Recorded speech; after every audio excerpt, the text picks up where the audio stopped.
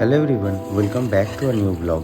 আজকে দেখাবো restaurant style chicken কষা। চিকেন কষা বানানোর জন্য ফার্স্টেই আমি কড়াইতে তেল গরম করে নেব এবং গোটা গরম মশলা ফোড়ন দিয়ে তার মধ্যে বেটে রাখা পেঁয়াজটা আমি অ্যাড করে দেবো। পেঁয়াজটা ব্রাউন হয়ে এলেই চিকেনটা অ্যাড করে দেবো এবং ভালো করে নাড়াচাড়া করে নেব। চিকেনটা থেকে যেই মুহূর্তে জল বেরোতে শুরু হবে তার মধ্যে আমি কিছু মশলা অ্যাড করে দেবো, যেমন জিরে, ধনে, কাশ্মীরি লঙ্কার গুঁড়ো, হলুদ গুঁড়ো অ্যাড করে ভালো করে নাড়াচাড়া করে কষিয়ে নেব।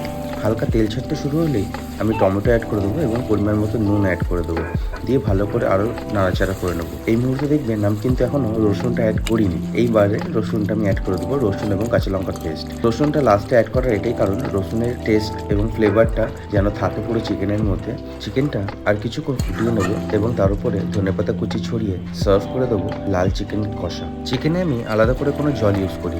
ভিডিওটা ভালো লাগলে লাইক, শেয়ার অ্যান্ড সাবস্ক্রাইব করবেন। দেখা হবে পরের একটি ব্লগে। Till then, tata.